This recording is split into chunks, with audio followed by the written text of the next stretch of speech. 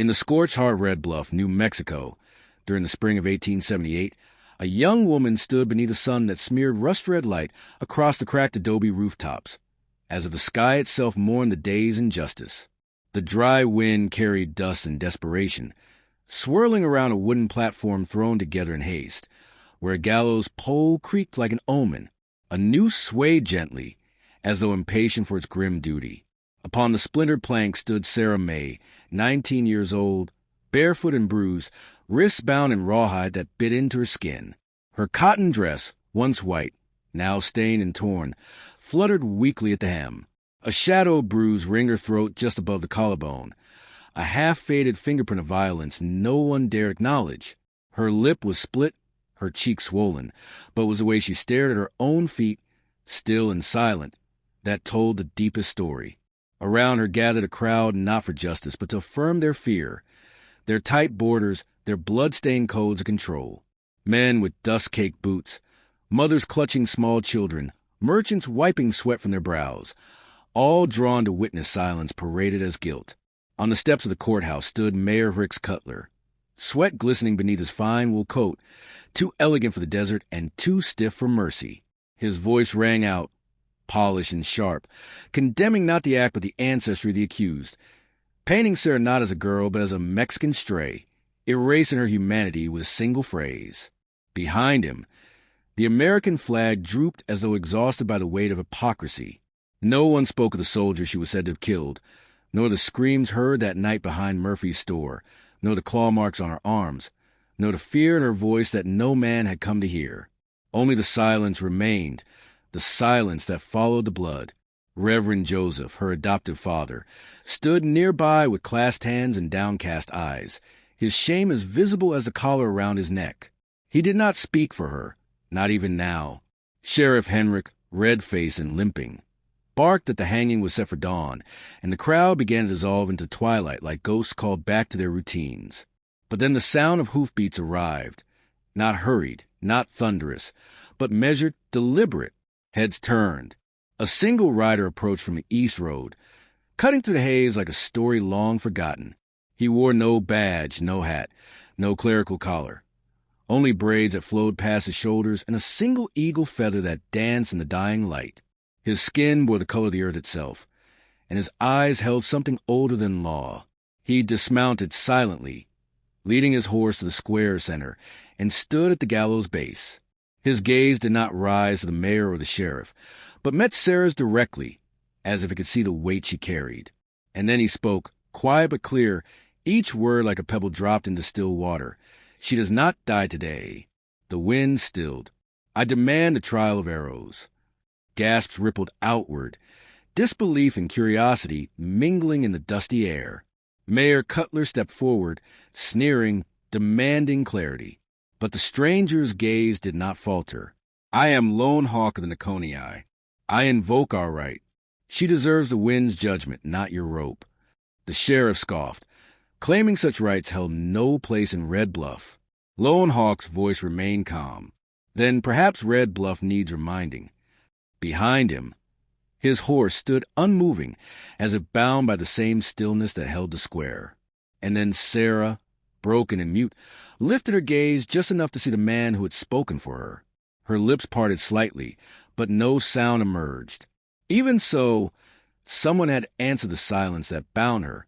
The mayor opened his mouth to protest again, but Reverend Joseph stepped forward at last, voice low but firm, admitting that Lone Hawk spoke true, that once long ago he had saved a woman from a soldier's noose and dodge, and this was the son repaying that mercy.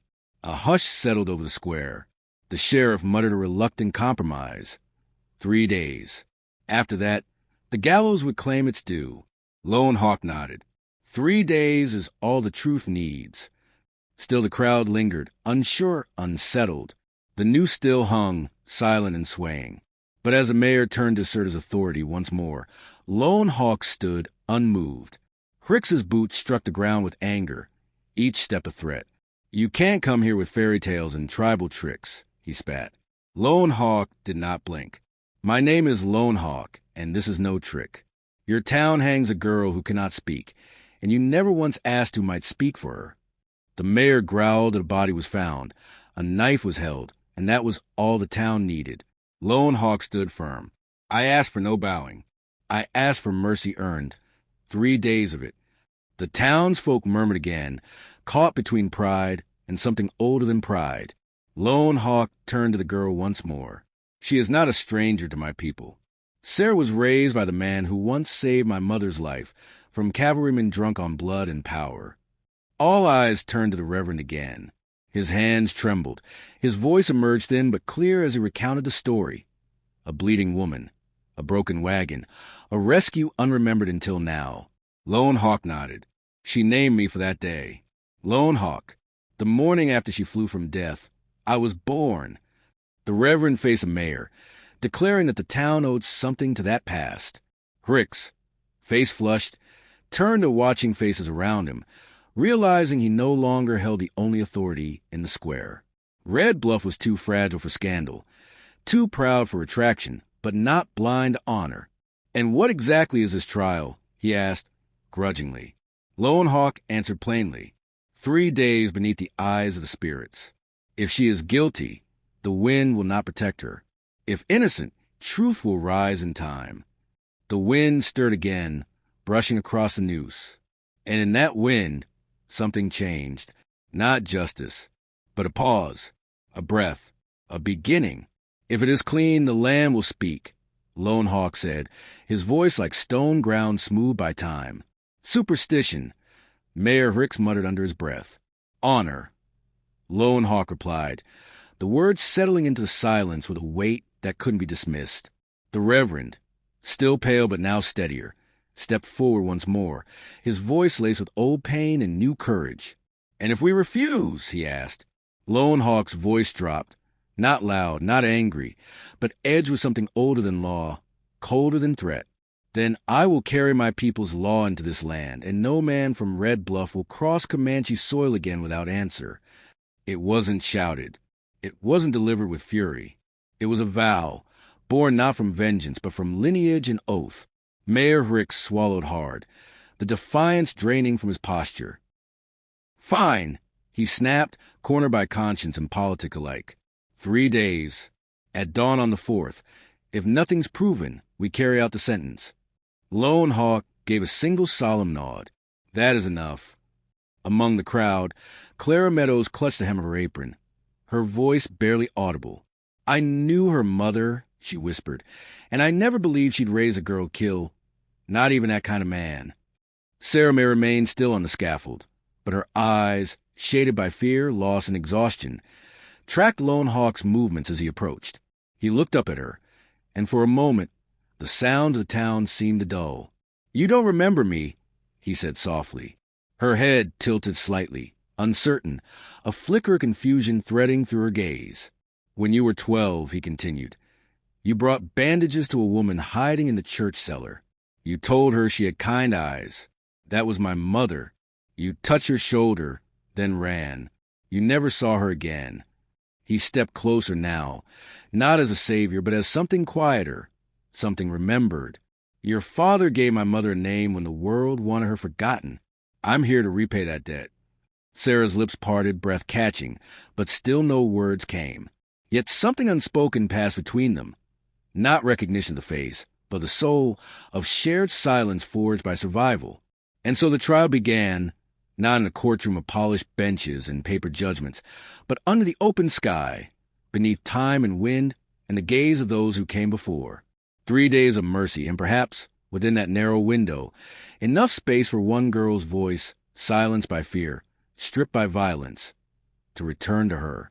The sun rose slowly over the barren hills that lay just beyond Red Bluff, casting golden light across a landscape hardened by drought and blood.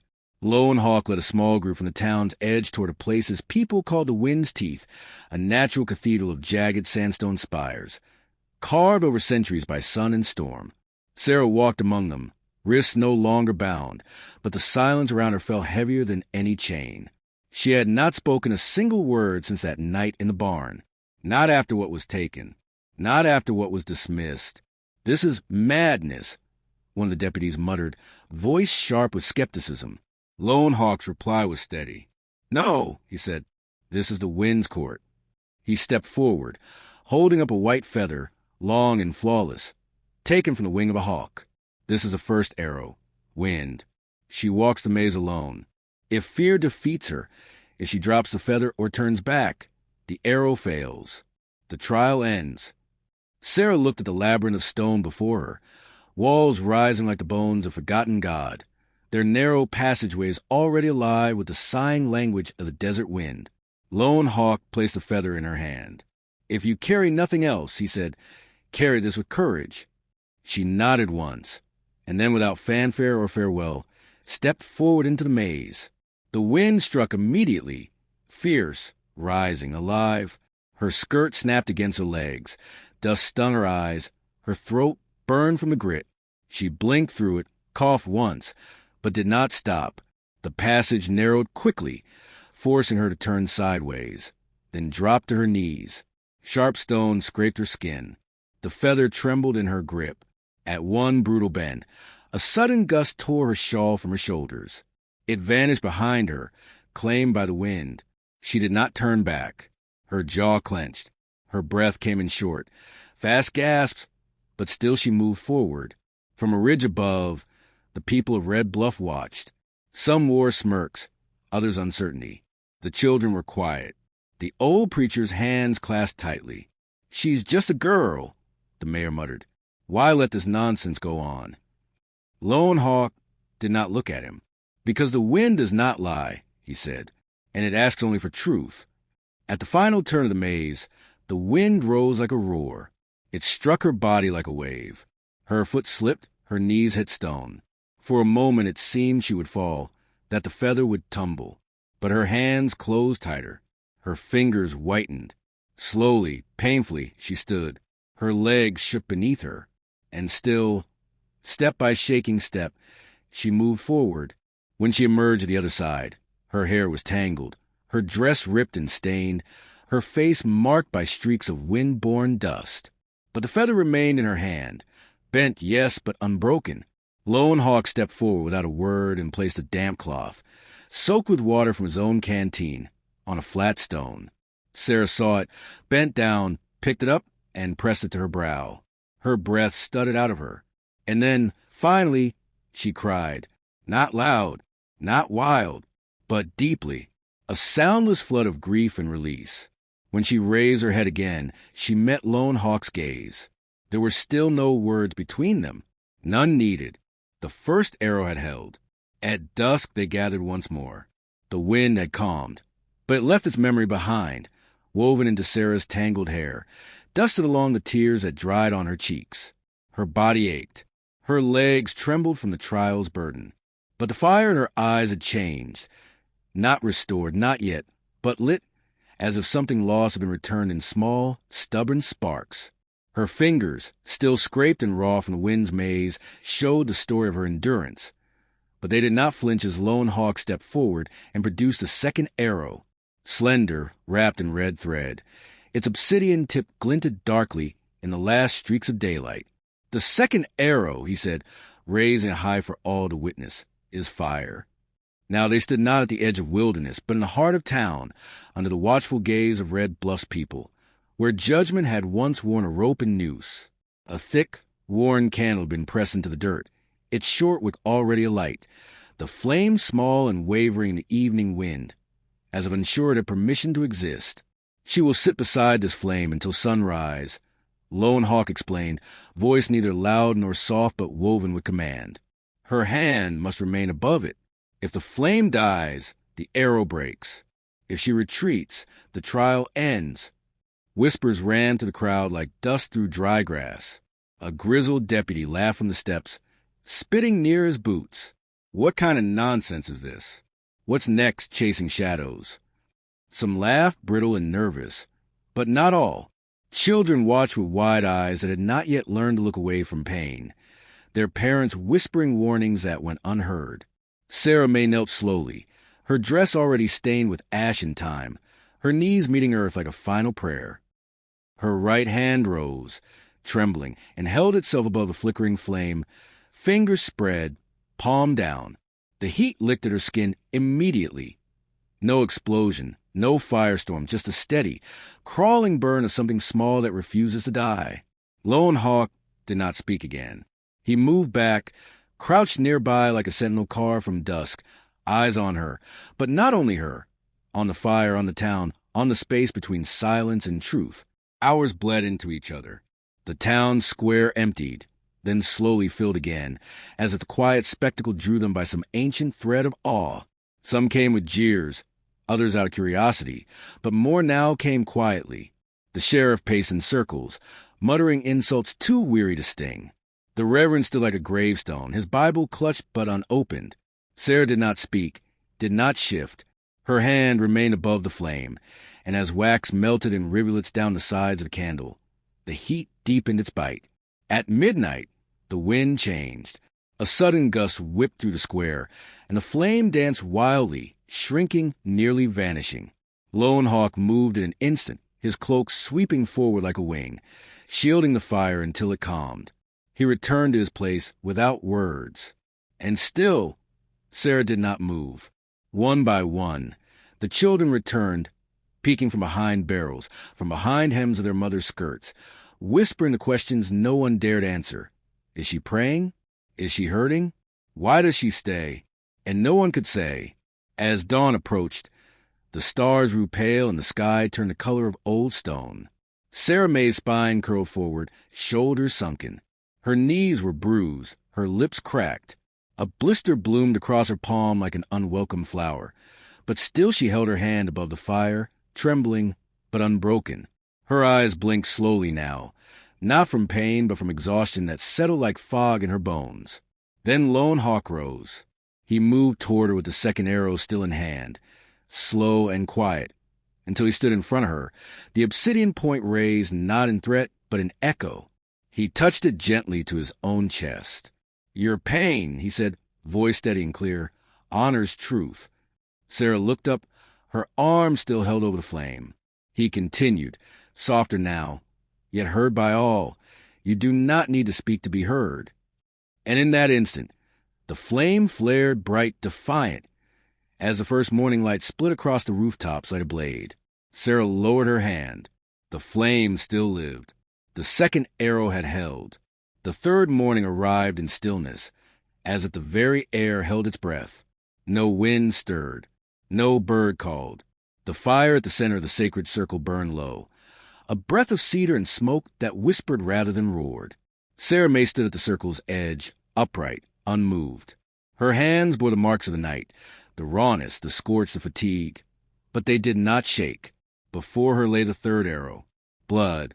Unlike the others, this one bore no feather, no stone, only a ceremonial blade, its edge sheathed in cracked leather dyed with ochre, bound in thread worn thin by decades. Lone Hawk stepped forward, his presence no longer challenger, but guide. This is the final trial, he said. The arrow of blood. He looked to Sarah, not as judge, but as one who had already walked through flame. Not to spill, he said, holding the blade in both hands, but to trust.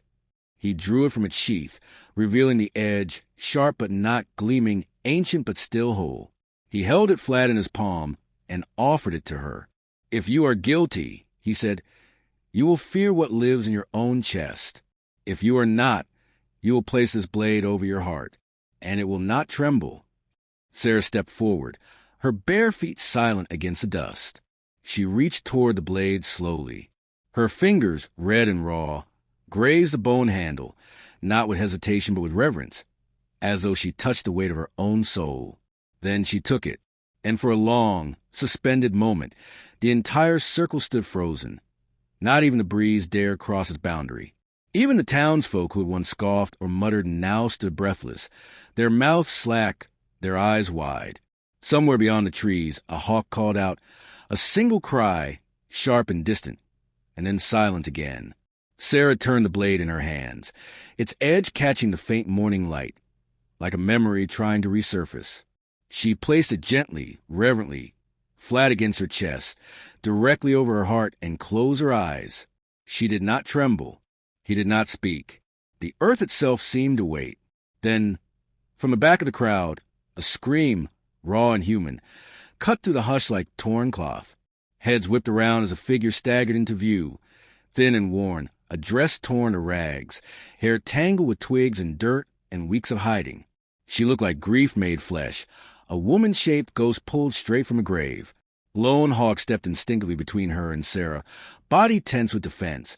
But the woman raised one hand, shaking but firm. "I have to speak," she rasped, and her voice carried like a match catching fire. The sheriff narrowed his eyes. "Who the hell are you?" The woman coughed hard, straightened her spine like someone remembering who they were. "Annabelle Glay," she said. "I was married to Private Thomas Glay, the man this girl is accused of killing." A gasp passed like wind across the crowd. The mayor stepped forward, brow furrowed. "You were presumed dead," he said. "Your husband claimed—" "My husband lied," she snapped, with a crack of truth that silenced everything. "He lied about everything. He beat me. He beat other women. I followed him that night because I knew he had the knife. I knew what he was capable of." She turned to Sarah now, her voice catching on the truth like a thorn. "I saw him drag her into the barn. I saw her fight. I saw him raise a blade." She looked down, her hands trembling. "And I stabbed him. Not her. Me." The crowd erupted in stunned gasps. "I ran," she continued, voice shattering into pieces. "I didn't think anyone would believe a broken woman. I hid in the hills. But when I heard what they were doing to her, I couldn't let it happen." Sarah's eyes widened, tears breaking free not from fear, but from the sudden, overwhelming release of something that had never been hers to carry. She still held the blade to her chest, but now it was no longer a test. It was a reckoning shared. The mayor stood speechless, his jaw working for words that would not come. The sheriff, silent, stepped slowly back, his hand falling away from his belt. Lone Hawk turned then, his voice not raised but undeniable. "3 sons, 3 truths. This is the final one." He took the blade gently from Sarah's hand, turned, and with ceremonial grace, drove it point first into the earth. "Her blood is clean." Annabelle dropped to her knees before Sarah, reaching out with hands scarred by both violence and guilt. "I am sorry," she whispered. "I did what I could." Sarah slowly knelt beside her, eyes tired but open, and for the first time in what felt like lifetimes, her lips parted. "Thank you," she said, 2 small words, broken and dry, but clear as church bells in the cold. Every soul in the circle heard it. Lone Hawk lowered his eyes, then lifted them again to the sky. "Now," he said quietly, "the trial is done." The 3rd morning did not break. It unfolded, slow and hushed, the sky painted in soft bruises of ash and blue. Red Bluff did not roar awake, but drifted, pulled quietly toward the town square by something deeper than curiosity. One by one, people arrived, not as a mob, but as individuals unsure whether they had come to witness judgment or redemption. Some stood at the edge, leaning against fences like they were afraid to breathe too loudly. Others gathered near, uncertain whether to stand in silence or kneel in shame. At the center stood Sarah May, no longer just a name whispered through scandal or spin to dust, but a figure now etched into memory. Her dress, once white, now hung limp and torn. Her arms bore the evidence of pain that no one could ignore anymore. But she stood tall, not proud, but forged. What had been stripped from her, her voice, her safety, her name, had returned not in vengeance, but in the quiet shape of strength. Lone Hawk stood beside the sheriff, still and watchful, like stone that had remembered how to bleed. He looked only at Sarah, no triumph in his face, only solemn recognition, and the weight of a promise honored. The judge, shaking slightly, stepped onto what had once been the gallows platform. He held no gavel, only silence and the eyes of 100 questions. "She has completed the 3 days," he said, voice low but firm enough to reach all corners. "By tribal law, she is proven pure in spirit. There is no sentence left to give." The town exhaled, a sound like smoke leaving a room too long shut. The rope above still swung lightly in the breeze, but it no longer held meaning. It had lost its purpose. Sarah did not cry. She did not smile. She simply stepped down from the platform of her own will, feet soft against the wood, eyes forward, A voice in the crowd, sharp and bitter, hissed. She should have swung. Law's law. But younger voice, cracked with nerves but clean of poison, answered gently. She did more than any of us would have dared. And then the square was silent again, but not in the way it had been before. This time, the silence didn't accuse. It listened.